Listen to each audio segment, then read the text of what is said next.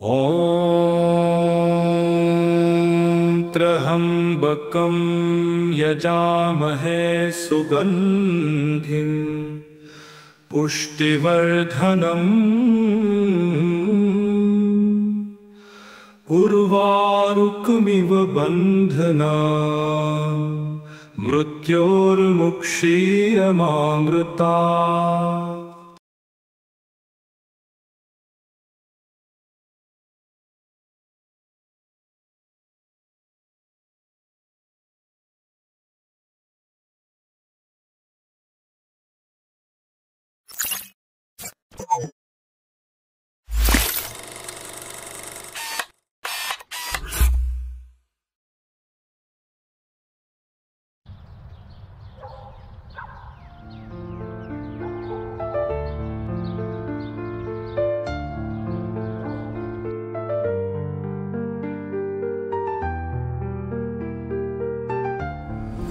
আমি হলাম সুপ্রিয় সরকার।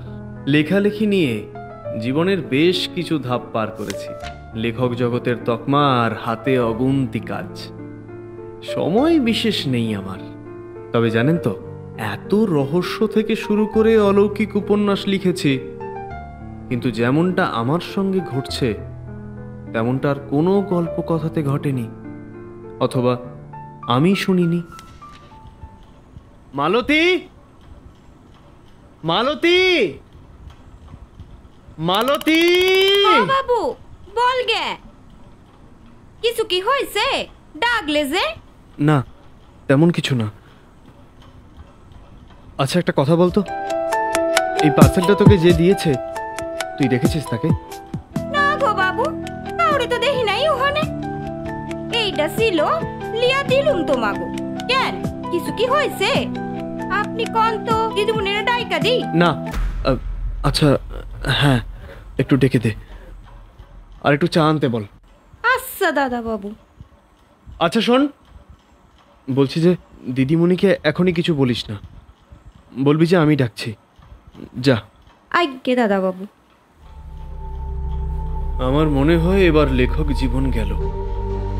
আমি অলরেডি অ্যাডভান্স নিয়ে নিয়েছি এর মধ্যে, আর আবার একটা গল্প এর মধ্যে। আর আমি তো কাউকে বলিনি। আমার হুবহু ভাবা চরিত্রের নামটা পর্যন্ত এক। কোথাও লিখিনি যে চুরি হবে, কি করে জানলো? আর এদিকে না খামে কোনো নাম, প্রকাশনী বলছে লেখকের কোনো ডিটেলস নেই। তাহলে এইভাবে আমার কাজ নষ্ট করছে, আমার ভাবা গল্প ছেপে দিচ্ছে কে?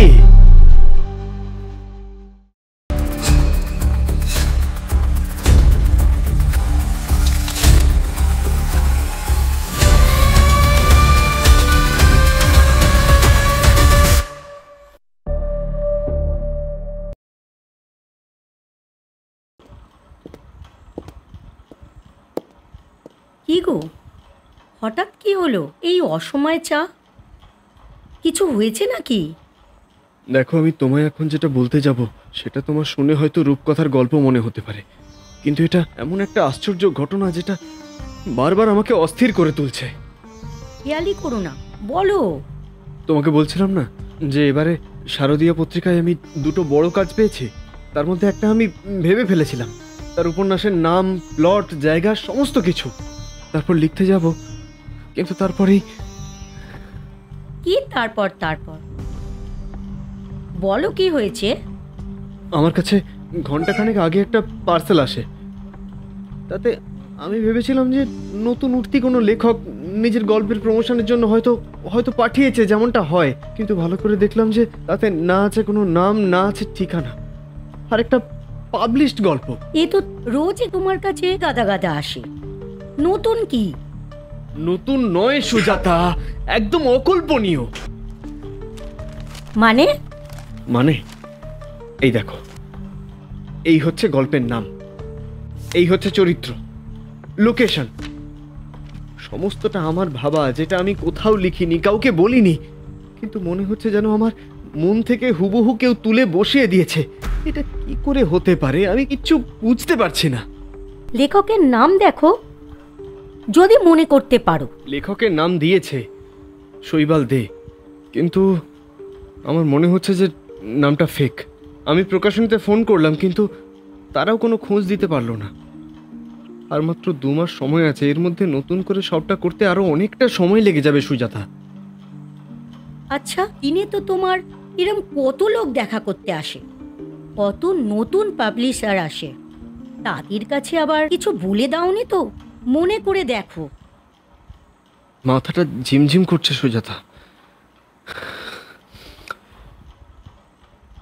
বয়সটা তো কম হলো না, কিন্তু কিন্তু এই কাজটা কি করব কিছুই বুঝতে পারছি না। এই পত্রিকাটাকে কি বলবো, অ্যাডভান্স নিয়ে নিয়েছি।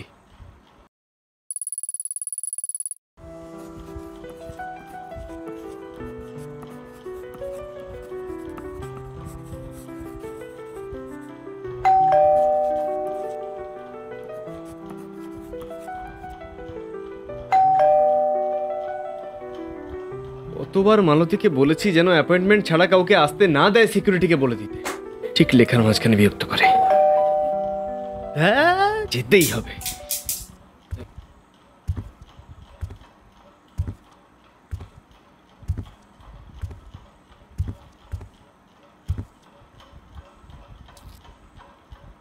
আবার একই।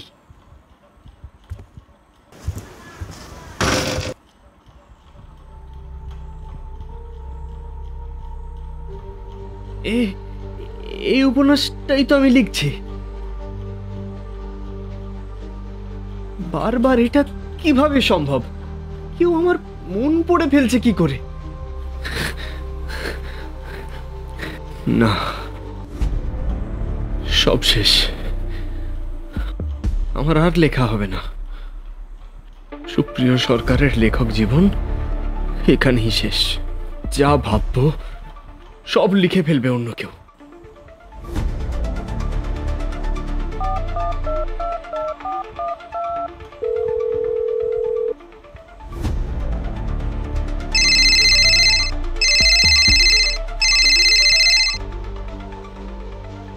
হ্যালো।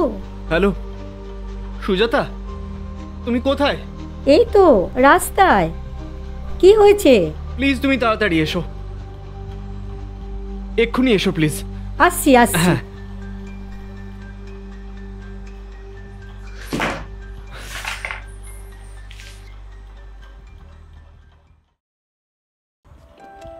কি হয়েছে? উফ, ওরকম বললে। আবারও একই। আমার উপন্যাস, গল্প, আমার চিন্তা সব চুরি হয়ে যাচ্ছে। আমি জেনেও কিচ্ছু করতে পারছি না। আমি আমি একদম শেষ হয়ে গেলাম সুজাতা। আমি ওদের পত্রিকার অ্যাডভান্স ফেরত দিয়ে দিয়েছি, কিন্তু মনে হয় ওরা আমাকে আর কাজ দেবে না। ভেঙে পড়ো না, আমার একজন ভালো লোক জানাশোনা আছে। হ্যাঁ, পুলিশ নাকি সিআইডি? না না, ওই দুটোর কোনোটাই নয়।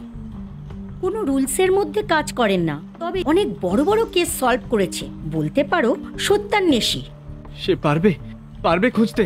তুমি তুমি দেখো সুজাতা, না হলে সুপ্রিয় সরকারের লেখক জীবনে এখানেই দাঁড়িয়ে পড়বে। শান্ত হও, ঠান্ডা মাথায় শোনো। তোমায় একটা নাম্বার দিচ্ছি তোমার হোয়াটসঅ্যাপে, তুমি কল করো। ওনার নাম ভাস্কর ভট্টাচার্য, সবাই তাকে খুব সম্মান করে। সিঙ্গাপুরে 10 বছর ছিল, এখন উনি এখানে এসছে। আচ্ছা, তুমি ওনাকে কল করো, আর উনি তোমাকে নিশ্চয়ই সাহায্য করবেন। আমি একটু চেঞ্জ করে আসছি।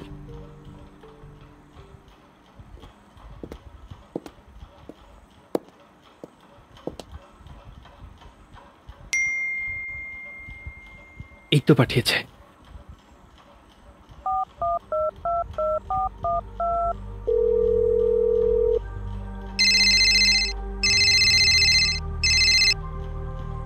হ্যালো, আমি সুপ্রিয় সরকার বলছি।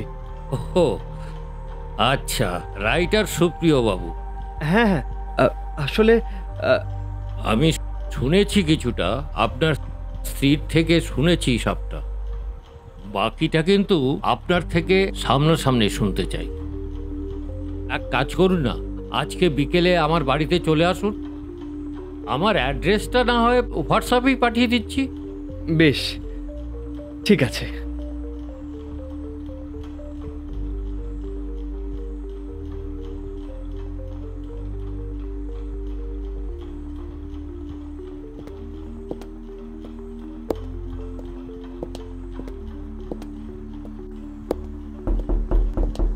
ভাস্কর বাবু আছেন?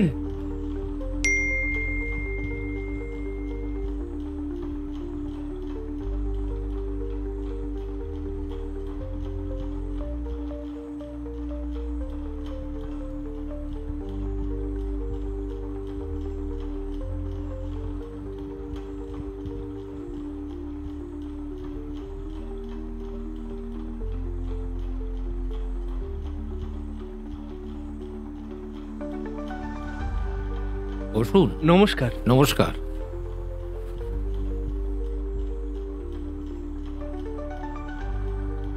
বলুন। আপনি যে আমাদের শহরেই থাকেন আমি এটা ঠিক জানতাম না। আমি এখানে থাকতাম না ঠিকই, আমি সিঙ্গাপুরে ছিলাম। 10 বছর ওখানে প্রফেসরে করেছি। আচ্ছা। তারপরে তো রিটায়ারমেন্টের পর মন আর বসছিল না। এই বছর 2 হলো এখানে বাস করছি। আচ্ছা, আমি আসলে কিভাবে যে শুরু করি, ঘটনাটা এতই অদ্ভুত যে স্বপ্ন তো দূর, কল্পনাতেও আসে না। দেখুন, কিছু কিছু ঘটনা অস্বাভাবিক লাগলেও তার পেছনে থাকে একটা স্বাভাবিক কারণ। বাই দ্য ওয়ে, আপনি কি বাইফোকাল? হ্যাঁ, কেন বলুন তো? না, এমন কিছু নয়, আপনি বলুন। আমি একজন লেখক। যে কোনো গল্প লেখার আগে আমি আমার গল্পের নাম, চরিত্র, প্লট, জায়গা সমস্ত কিছু ভেবে নিয়ে তারপর লেখা শুরু করি। কিন্তু বিগত 3-4 দিন ধরে আমার কাছে একটা অজানা পার্সেল আসছে। তাতে না আছে কোনো নাম, না আছে কোনো ঠিকানা, কিন্তু তার ভেতরে একটা বই, তার মধ্যে আমার ভাবা গল্পটা। আচ্ছা বলুন তো, এটা কিভাবে সম্ভব যে গল্পটা আমি শুধু ভেবেছি, কাউকে বলিনি বা লিখিও নি, সেটা অন্যের পক্ষে বারবার জেনে যাওয়া সম্ভব কিভাবে? আচ্ছা, একটা কথা বলুন তো, আপনি কি লেখালেখি নিয়ে কাউকে কিছু বলেছেন? মানে কারোর সঙ্গে কোনো মতবিনিময় বা মতভেদ হয়েছে? একটু ভাবুন, একটু ভেবে বলুন, ভাবুন। আসলে এই ধরনের কাজ করাকে সোজা ভাষায় প্রতিশোধ বলে। প্রতিশোধ মানে? আচ্ছা, আপনি কি কখনো কাউকে ঠকিয়েছেন? অথবা আপনার ওপরে কেউ ক্ষিপ্ত হয়ে আছে, যে আপনার থট রিড করছে? কি বলছেন? Thought read? কিন্তু আমি শুনেছিলাম যে থট রিড করতে গেলে সামনে থাকতে হয়, অথচ বিগত 3-4 সপ্তাহ ধরে আমি কোনো অচেনা লোকের সঙ্গে দেখা করিনি। দেখুন সুপ্রিয়বাবু, আপনার থট রিড ছাড়া এটা কিন্তু ইম্পসিবল। কিন্তু ঘটনা হলো যে এই কাজটা করছে সে কিন্তু দূর থেকেই করছে। কিভাবে করছে এটা জানতে পারলে কে করছে সবটাই জানা যাবে। তাহলে এখন আপনি আপনার নিজের মস্তিষ্কে একটু চাপ দিন। ভাবুন যে আপনার কোন কাজ মানুষকে দুঃখ দিয়েছে, এমন কোনো মানুষকে দুঃখ দিয়েছে যে আপনার প্রতিশোধ নিতে বাধ্য হচ্ছে। আমার মনে হয় কিন্তু আপনি কিছু একটা চাপছেন। বলুন, বলুন, আপনি বলুন।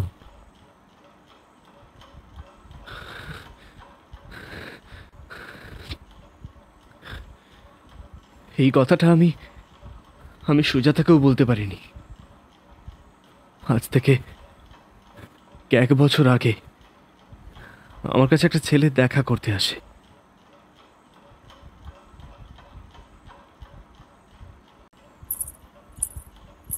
বাবু, বাবু, একজন এইছে বলছে আপনার সাথে দেখা করবে, যাত্রায়িক দরকার। আমার সঙ্গে? বুঝতে পেরেছি, পাবলিশার হবে। যাও পাঠিয়ে দাও।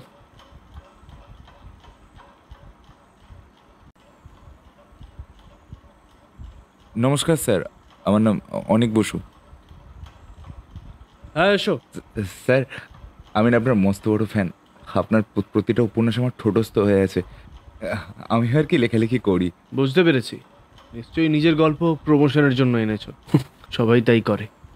বলো, যা বলো তাড়াতাড়ি বলো, আমাকে একটা বড় লেখা শেষ করতে হবে। খুব বেশি সময় নেব না স্যার। একটা উপন্যাস লিখেছিলাম, একবার পড়ে দেখবেন।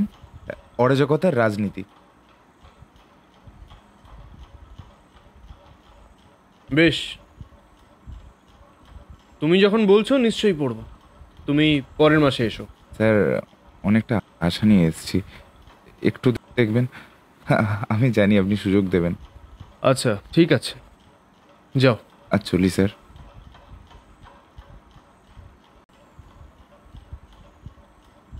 নামটা তো খাসা, দেখেই পড়তে ইচ্ছে করছে। দেখি পড়ে একবার।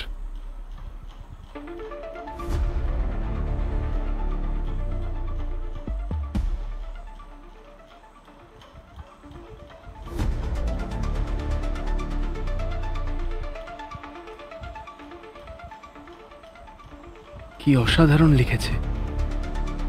ভাষা ও শব্দের কি অপূর্ব মেলবন্ধন। এটা একবার যে পড়বে তার বারবার পড়তে ইচ্ছে করবে। এটা যদি আমি নিজের নামে ছাপিয়ে দিই, নিজের নামে কপিরাইট করিয়ে নিই,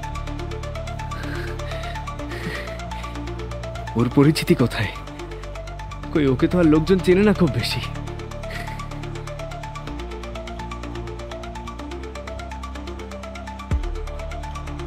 তখন আমার মাথায় একটা শয়তানি বুদ্ধি খেলে গেল। আমি তখনই পাবলিকেশনে ফোন করে পাবলিশার্সকে বলি যে আমার নামে বইটা ছাপিয়ে দিতে। হ্যাঁ ভাস্কর বাবু, আমি সেই লেখক যে অন্যের লেখার নিজের নামে ছাপিয়েছি। গল্পটা বেরোনোর পর তারপর আমায় আর পায় কে? গল্পটা প্রচুর অ্যাওয়ার্ড পায়, আমার নাম ডাক আরো বেশি ছড়িয়ে পড়ে। আসলে না, মানুষ যখন নামের পেছনে ছোটে তখন সে আর কিচ্ছু বুঝতে পারে না, সে জাস্ট ছুটে চলে। আমি একটা নতুন লেখকের জীবন শেষ করে দিয়েছি ভাস্কর বাবু।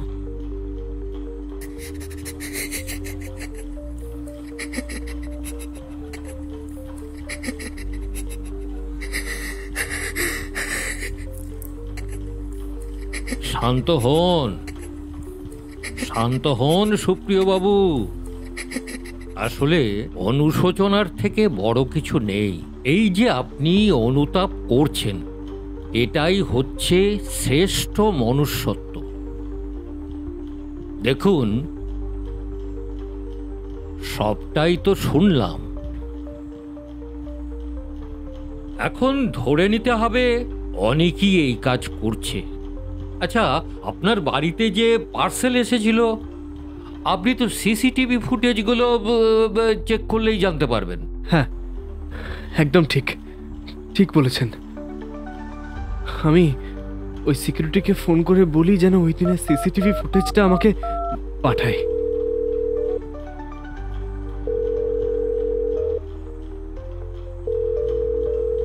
হ্যালো সিকিউরিটি, আচ্ছা আপনি 3 তারিখে দুপুরের ফুটেজগুলো আমাকে হোয়াটসঅ্যাপ করুন। আচ্ছা স্যার, সিস্টেমের পাওয়ার কেবলটা কাজ করছে না, 2 ঘন্টা লেগে যাবে ঠিক হতে। আমি আপনাকে পাঠাচ্ছি তারপর। আচ্ছা ঠিক আছে, পাঠাচ্ছে বললো। তাহলে আপনি আজকেই বাড়ি গিয়ে ভিডিও ফুটেজগুলো পাঠান। আচ্ছা আর দেখুন আপনিও যে ওটা কে। আচ্ছা আচ্ছা, আপনি যেসব জিনিস রোজ ব্যবহার করেন, আর নিত্য প্রয়োজনীয় জিনিস যে সমস্ত আছে, ধরুন ওই মোবাইল, চশমা, পেন, মানি ব্যাগ, ঘড়ি, হ্যাঁ, এগুলো কাল সকালে যদি আপনার অসুবিধা না থাকে দিয়ে যাবেন। নিজের চিন্তাটাকে লুকোতে পারছি না, আর আপনার থেকে কি লুকোবো?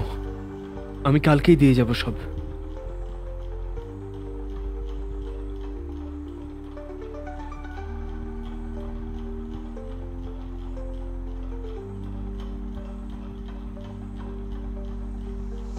সিসিটিভি ফুটেজের কথাটা আমার মাথায় কেন এলো না একবারও? ধ্যাৎ, এই বয়সটা বাড়ছে।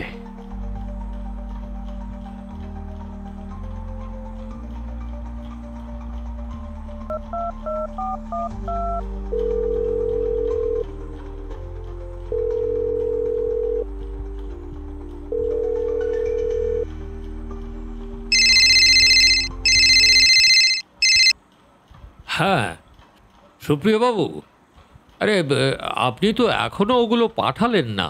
হ্যাঁ, আমার তো ওগুলো দেখতে হবে না কি?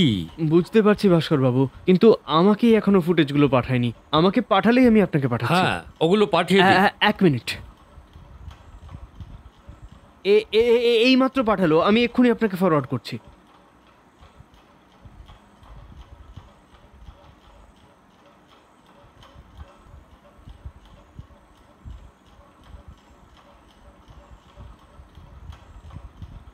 এত বয়স্ক, মুখটাও তো স্পষ্ট নয় একদম। ফুলাতা পরা, আর একটু ভালো করে দেখি।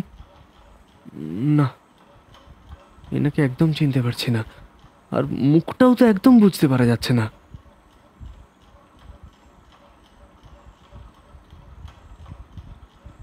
হ্যাঁ, সুপ্রিয় বাবু, আচ্ছা আপনি কি চিনতে পেরেছেন? দেখুন, দুবারই কিন্তু ওই একই ব্যক্তি আপনার ওখানে পার্সেল রেখে গেছে। সম্ভবত এটাই অনেক। না ভাস্কর বাবু, আমার ওই ছেলেটার গঠনটা ভালো করে মনে আছে। ও ছোট ছেলে, বয়স খুব অল্প, ও অনেক নয়। আচ্ছা, বুঝলাম। আচ্ছা, আমাকে একটা কথা বলুন তো, আপনি 1 বছরের মধ্যে এই ধরুন আপনার চশমা, ঘড়ি বা পেন বা মোবাইল, যা হোক কিছু একটা মানে হয় কিনেছেন অথবা সারিয়েছেন? না, গত 2 বছরে তো ফোন আমি সারাইনি। আর ঘড়ি তো সুজাতা কিনে দিয়েছিল, তাও বছর 3 হয়ে গেল। চশমা থেকে মানি ব্যাগ, না কিছুই নতুন কিনিনি ভাস্কর বাবু, সবই পুরনো। ও আচ্ছা, আপনার লেখার পেন ওগুলো? আমি আসলে একটা পেনই ইউজ করি, কালি শেষ হয়ে গেলে আবার রিফিল চেঞ্জ করি। আসলে বাবার পেন তো বুঝতেই পারছেন। আচ্ছা, না না, শুনুন, আরেকটু ভাবুন, আরেকটু ভাবুন, ভালো করে ভাবুন। কিছু মনে পড়ছে কিনা ভাবুন। না ভাস্কর বাবু, একদম মনে পড়ছে না। ঠিক আছে, আপনার পেন, চশমা, ঘড়ি যা কিছু আছে, আর যদি কিছু মনে না করেন তাহলে আপনার মোবাইলটা কালকে একটু পাঠিয়ে দেবেন। দেখি, ওগুলো আমাকে একটু ভালো করে দেখতে হবে আমাকে কি করে এটা অন্তবীক্ষণ কি? হচ্ছে। ইন্ট্রোস্পেকশন? এত দূর থেকে, যাই হোক, এটা আমাকে বার করতে হবে, বুঝলেন? আচ্ছা, আমি কালকেই দিয়ে আসবো আপনাকে। অন্তরে দেখবে অথচ দূর থেকে, কি করে? মাথায় কি কেউ ভূত পাঠালো আমার? না, এইসব গল্প কথা, কালকে দেখি কি হয়। হ্যাঁ, কে? চিনবেন না, আবার অচেনা কেউ নই।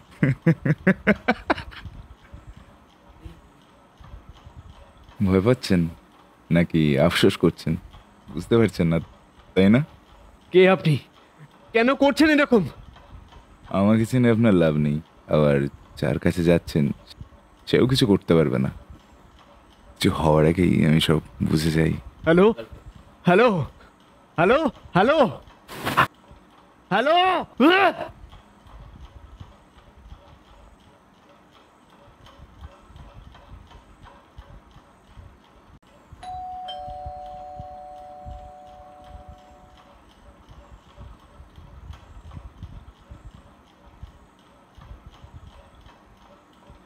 কি সুপ্রিয় বাবু, খুব চিন্তিত মনে হচ্ছে।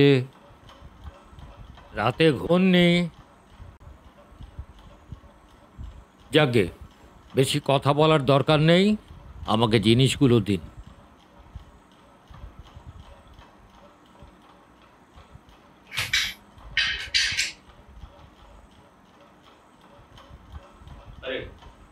দাঁড়িয়ে কেন? বসুন বসুন বসুন। আমি ততক্ষণ আপনার জিনিসগুলো একটু পরীক্ষা করি।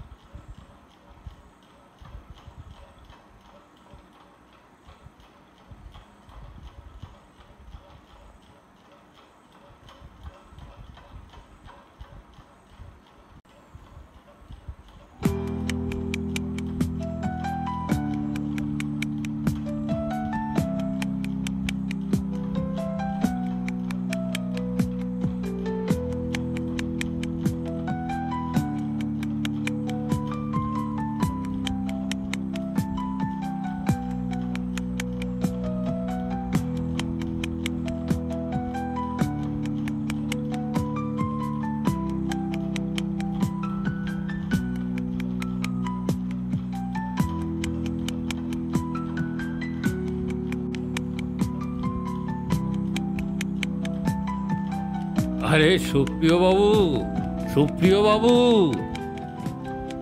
আসুন আসুন। দেখুন দেখুন, আজকের যুগে এই পৃথিবী কত দূর এগিয়ে গেছে। আসুন দেখুন দেখুন, দেখুন জিনিসটা। কি এগুলো? এগুলো ঠিক দেখুন দেখুন, বুঝলেন? কি এগুলো? আমি তো আরে এটাই হচ্ছে সেই ভূত যে আপনার মাথার চিন্তাগুলোকে চুরি করছে। It's called nanotechnology. তার মানে এ তো অনুবীক্ষণ যন্ত্র দিয়ে দেখতে হয়। এত ছোট জিনিস আমার মাথার চিন্তা পড়ে ফেলতো, এও কি সম্ভব? সম্ভব সম্ভব। গতকাল একটু রিসার্চ করে গুপ্ত সূত্রে জেনেছি যে সিঙ্গাপুরে একটা প্রাইভেট ন্যানোটেক সংস্থা এটাকে তৈরি করেছে, আর তার নাম দিয়েছে TRSI, আর একটি অংশ হচ্ছে TRSO। এ দুটি কিন্তু আপনার ব্রহ্মাস্ত্রের থেকে কোনো অংশে কম নয়। DRSI, DRSO এগুলোর মানে কি? আর এই তার দিয়ে এগুলো কি করে সম্ভব? আর এটাই হলো সেই টেকনোলজি যা দেখতে লাগে চমৎকার, কিন্তু তার পেছনে থাকে কোনো না কোনো আবিষ্কার। এবার শুনুন ভালোভাবে। এই TRSI এর মানে হলো ডেটা রিসিভিং স্ক্যানার ইনপুট, আর DRSO মানে হচ্ছে ডেটা রিসিভিং স্ক্যানার আউটপুট। হ্যাঁ, কিন্তু এগুলো আমার ভাবা জিনিসগুলো কি করে পড়ে ফেলতো? এই যে তারটা দেখছেন, এটা হলো ন্যানো ট্রান্সমিটার TRSI, যেটা আপনার চশমার ফ্রেমে ইমপ্ল্যান্ট করা হয়েছে। আপনি যখনই কিছু ভাবছেন, এই ডিভাইস আপনার ব্রেনে ভাবা সংকেতগুলোকে স্ক্যান করে ফেলছে, তারপর AI দ্বারা অ্যানালাইজ করে সাজিয়ে গুছিয়ে এটার সেকেন্ড ডিভাইস অর্থাৎ DRSOতে সেখানে টেক্সট রূপে সেন্ড করে দিচ্ছে। হ্যাঁ, এখন আমাদের খুঁজতে হবে কিন্তু অনেককে, ওর কাছেই পাওয়া যাবে এই আবিষ্কারের সেকেন্ড পার্টটা। শুনুন শুনুন, আমি কিন্তু আমার গবেষণার জীবনে এই প্রথম এই ধরনের একটা ঘটনা দেখলাম। আর সত্যি বলতে কি, আমার এই কমপ্লিট ডিভাইসটা চাই। চলুন, আর বসতে হবে না, চলুন উঠুন উঠুন, বেরিয়ে পড়ুন। চলুন, আমাদের এক্ষুনি বেরিয়ে পড়তে হবে। আরে কোথায় আর, সেই দোকান যেখানে আপনি লাস্ট টাইমে চশমাটা সারিয়েছিলেন। আর সেখানে গেলেই সবকিছু জানা যাবে। চলুন চলুন, দেরি করার সময় নেই, চলুন।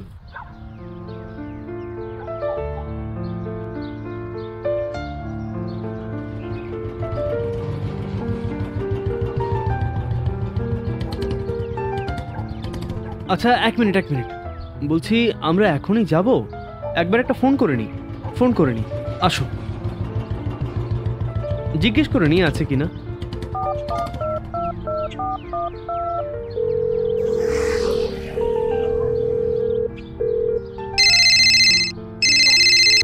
হ্যালো। হ্যালো, চিনতে পারছেন? হ্যাঁ, আপনি লেখক সুপ্রিয় সরকার বলছেন তো? হ্যাঁ। আরে, আপনাদের মতো কাস্টমার আমার দোকানে আছে বলি তো আপনাকে মনে রেখেছি। হ্যাঁ কি হয়েছে বলুন? হ্যাঁ, আসলে আমি আমার চশমাটা কদিন আগে সারিয়েছিলাম আপনার দোকানে, আপনার মনে আছে? আপনার চশমা? আচ্ছা, ওটাকে সারিয়েছিল বলতে পারেন? আসলে আমাদের এখানে অনেক কর্মচারী কাজ করে। কে করেছে? এক মিনিট, আমি না একটু ওয়ার্কশিটটা দেখে বলছি।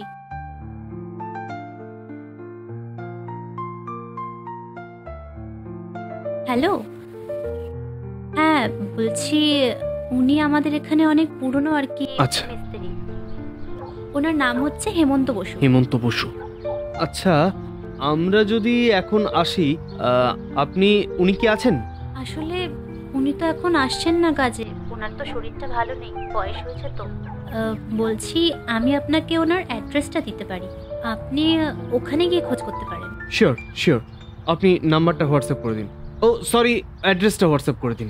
আচ্ছা, ঠিক আছে, আমি হোয়াটসঅ্যাপ করে দিচ্ছি। ঠিক আছে, ওকে, থ্যাংক ইউ স্যার। উনি গত 3 দিন ধরে আসছেন না দোকানে। উনি অ্যাড্রেসটা হোয়াটসঅ্যাপ করছেন, আমরা ওনার বাড়িতে যাচ্ছি। হ্যাঁ, চলুন, দেখুন।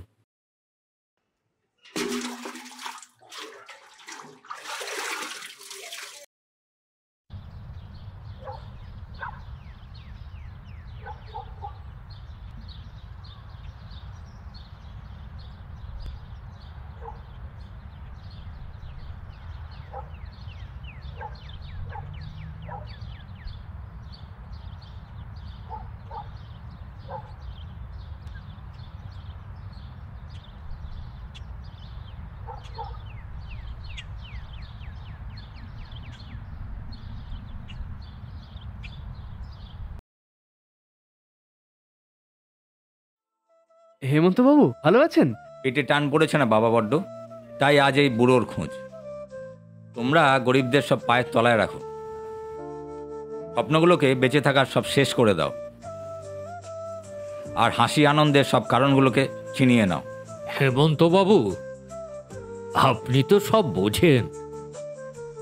সত্যি বলতে, সুপ্রিয় বাবু যে অপরাধ করেছেন তার ক্ষমা হয় না, কিন্তু তার শাস্তি তো দিয়ে দিয়েছেন। সুপ্রিয় বাবু কিন্তু বুঝতে পেরেছেন, তার কারণটাও বুঝতে পেরেছেন। আচ্ছা, তাহলে কি ভুলের ক্ষমা হবে না? হ্যাঁ হয়, তারও একটা সময় থাকে। আমার ছেলে, যার সব থেকে বড় ভক্ত সেই ভগবান, আমার ছেলের স্বপ্নগুলোকে সব মেরে ফেলেছিল। আপনি জানেন সুপ্রিয়বাবু, আপনি তো নাম যশ প্রতিভা সবই পেলেন, তাও আমার ছেলের অনেকের গল্পগুলোকে বিক্রি করে। কিন্তু ভেবে দেখেছেন আমার ছেলের কি হলো? ও বড্ড ভেঙে পড়ে, নিচে থেকেও মরে যায়, পড়ে থাকতো ঘরের কোণে, কারণ মনে বড় আঘাত পেয়েছিল, কারণ ও আপনাকে বিশ্বাস করেছিল, ভেবেছিল আপনি ওর স্বপ্নগুলোকে বুঝবেন, তো আপনি ওর সামান্য স্বপ্নগুলোকে শেষ করে দিলেন। আমি সত্যিই বড্ড ভুল করে ফেলেছি হেমন্ত বাবু, আমার খুব বড় অন্যায় হয়ে গেছে। আচ্ছা হেমন্ত বাবু, আপনার ছেলে কখন আসবে?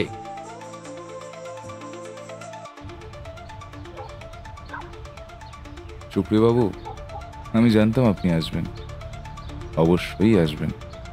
আপনাকে তো আসতেই হতো, কারণ আপনার চিন্তা শক্তি তো আমার কাছে জমা আছে। অনেক, আমি জানি যে আমি অনেক বড় ভুল করে ফেলেছি, আর এই ভুলের যে কোনো ক্ষমা হয় না তাও আমি জানি। তাই বুঝে আজ আপনার অনুশোচনা হচ্ছে? এতগুলো অ্যাওয়ার্ড, নাম, পরিচিতি সব তো এই গল্পগুলো থেকে, তখন কোথায় ছিল এই অনুশোচনা? এখন গেরাকলে পরে এই অনুশোচনা আসছে? খুব ভালো, খুব ভালো। আপনি আপনি তো একজন রাইটার, তাই না? কি করে পারলেন? শান্ত হও, শান্ত হও অনেক। উনি তোমার থেকে কত বড় লেখক উনি। তবু এত বড় লেখক হয়ে তোমার কাছেই তো এসেছে অনুশোচনার জন্যে। উনি অনেক, তুমি নিজেও জানো না তোমার এই ডিভাইসটা কতটা ভয়ঙ্কর। বড় আবিষ্কার যেটা হচ্ছে কত যে অমূল্য। Just it is amazing. আচ্ছা, আমাকে একটু বলবে যে এর আরেকটা অংশ কোথায়? মানে আমি যা বলছি তুমি নিশ্চয়ই বুঝতে পারছো। DRSO। DRSO? আপনি আপনি কি করে জানলেন? আপনি কে? আমি পেশায় একজন রিটায়ার্ড প্রফেসর। 10টা বছর কাটিয়েছি আমি সিঙ্গাপুরে। ছোট থেকে আমার কিন্তু একটাই শখ, শার্লক হোমসের বই পড়া, নিজেকে ফেলুদা ভাবা। এর মধ্যে অবশ্য কিছু কেস নিশ্চয়ই আমি সলভ করেছি। তাই আমাকে লোকে আদিক্ষেতা করে ডিটেকটিভ ভিবি বলে ডাকে। আমাকে একটু খুলে বলো যে সুপ্রিয় বাবুর চশমায় এটা কি করে ইমপ্ল্যান্ট করা হলো? সেদিনকে অনেক আশা নিয়ে আমি সুপ্রিয়বাবুর কাছে আমার অরিজিনাল পাণ্ডুলিপিটা জমা দিয়েছিলাম। খুব বেশি সময় নেব না স্যার, একটা উপন্যাস লিখেছিলাম, একবার পড়ে দেখবেন। অরাজকতার রাজনীতি। একরাশ আশা নিয়ে আমি ভেবেছিলাম আমার লেখাটা সব জায়গায় ছড়িয়ে পড়বে। আমি ভেবেছিলাম পরিচিতি বাড়বে। স্যার, অনেকটা আশা নিয়ে এসেছি, একটু দেখবেন। আমি জানি আপনি সুযোগ দেবেন। আসলে লেখালেখি শুরু থেকে আমি ওনাকে ফলো করে এসেছিলাম। ওনার উপর ছিল আমার দৃঢ় বিশ্বাস। সেদিন বাড়ি এসে জানেন তো অনেক অনেক খুশি ছিলাম। হঠাৎ একদিন দেখি কলকাতার বিখ্যাত পাবলিশার্স ছত্তাক পাবলিকেশনে আমার লেখা গল্প, কিন্তু নাম সুপ্রিয় সরকার। আমার জীবনের সব আশা প্রত্যাশা এক মুহূর্তে শেষ হয়ে যায়। আমার লেখালেখি করার ইচ্ছে, বেঁচে থাকার ইচ্ছেটাই মরে যায়। কারণ স্বপ্নেই তো আমার আঘাত লাগে। এই ঘটনার পরেই আমার একটা বন্ধু আসে সিঙ্গাপুর থেকে। আমি ওকে সব ঘটনা বলি, তারপর রেগে যায়, আমাকে টেলিগ্রাম আইডি দেয়, তারপর বলে 3 দিন পরে টেক্সট করতে। ও কিন্তু সিঙ্গাপুরের সায়েন্টিস্ট। যথারীতি আমি 3 দিন পরে চলে যাওয়ার পরে টেক্সট করি। তারপরে আমি জানতে পারি এই ডিভাইসটার বিষয়ে। DRSI আর DRSO, রাইট? হ্যাঁ। দুটি অন্তবীক্ষণ যন্ত্রের অসামান্য আবিষ্কার। আর তারপরেই আমার বন্ধু একটা সিক্রেট এজেন্সি থ্রু আমাকে কুরিয়ার করে এই যন্ত্র দুটি। ওই যে DRSI আমাকে বলে সুপ্রিয়বাবুর কোনো কাছের জিনিস ইমপ্ল্যান্ট করতে। ওনার যখন কম্পন স্টার্ট হবে নার্ভের, তখনই অ্যাক্টিভ হয়ে যাবে। আর তখনই আমার যে ডিভাইসটা DRSO, ওনার যে থট প্রসেস চলবে মাথায়, আমি দেখতে পাবো। না না, তা তো যন্ত্রের বিষয়, কিন্তু ওটাই ইমপ্ল্যান্ট হলো কি করে? সেটা তো নিতান্তই কপাল। সুপ্রিয়বাবু আর্জেন্টলি আমার বাবা যেখানে কাজ করে সেখানে চশমার ফ্রেম সারাতে এসেছিল। বাবা চিনে ফেলেন ওনাকে। বাবা একটু ফাঁক বুঝে আমাকে ফোন করে আর বলে সঙ্গে যন্ত্রটিকে আনতে। আমিও যন্ত্রটিকে নিয়ে আসি। তারপর বাবাই সেট করে দেয় আর সেই রাতেই অ্যাক্টিভ হয়ে যায়। আর তারপরেই তোমার ওই যন্ত্রটি সুপ্রিয়বাবুর মাথার যে সংঘবদ্ধ চিন্তা ভাবনা, সেগুলোকে স্ক্যান করে তোমার দ্বিতীয় ডিভাইসে পাঠিয়ে দিচ্ছে। কি ঠিক বললাম তো? অনেক আমার সব কাজ বন্ধ হয়ে গেছে। তবে একটা কথা কি জানো, আমি যখন তোমার বয়সে ছিলাম তখন আমার সঙ্গেও এরকম হয়েছে বহুবার। আর সত্যি বলতে এখানে এরকম নতুন লেখকদের সঙ্গে হয়েই থাকে। তবে আমি তোমার সঙ্গে যেটা করেছি সেটা সত্যি অনেক বড় অন্যায়। তবে আমি তোমার মতো থেমে যাইনি। আমি লড়েছি, লড়ে নিজের জায়গা তৈরি করেছি। অনেক, আমার কথা শোনো। তুমি যথেষ্ট প্রতিভাবান, তোমার মধ্যে বড় লেখক হওয়ার সম্ভাবনা রয়েছে। শুধু তুমি লেখো, তুমি থেমে যেও না। আমি তোমায় বড় বড় পত্রিকায় সাজেস্ট করে দেব, অনেক বড় পত্রিকায় আমি তোমার লেখা পাবলিশ করিয়ে দেব, কথা দিচ্ছি। তুমি থেমে যেও না, তুমি লেখো। তোমার লেখা, তোমার ভাষা লেখক জগৎকে এক নতুন অনুপ্রেরণা দেবে। সুপ্রিয় বাবু, আমার অনেক বড় ভুল হয়ে গেছে, আমাকে ক্ষমা করে দেবেন। এই ডিভাইস আমার আর কাজে লাগবে না।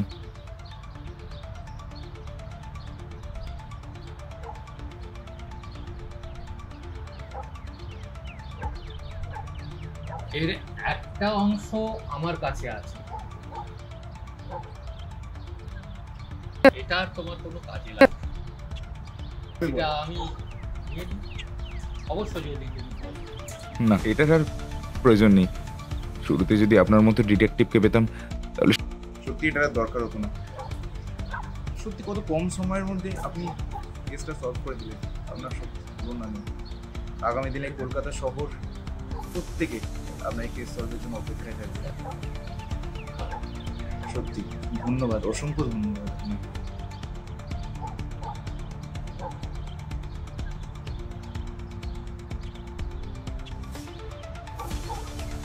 আপনিও ভালো থাকবেন। আমি সারা জীবন আপনার ফ্যান ছিলাম, থাকবো। আজ আমি চলিস, তুমি লেখা থামিও। আজ আমি চলি, ভালো থেকো।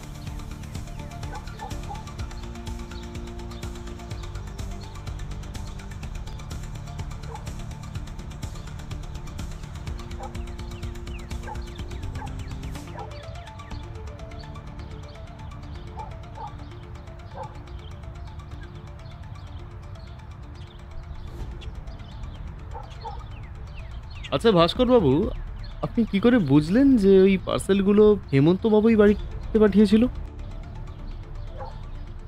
আসলে সুপ্রিয় বাবু, দেখুন, পার্সেলগুলো বা ভিডিও ফুটেজগুলো সেগুলো কিন্তু আপনিও দেখেছেন, আমিও দেখেছি। কিন্তু দেখার মধ্যে তফাৎ আপনি খেয়াল করেননি যে সেখানে এক জোড়া জুতো ছিল, যে জুতোটা আজকে হেমন্তবাবুকে লক্ষ্য করেছেন। হেমন্তবাবুর পরনে কিন্তু সেই একই জুতো।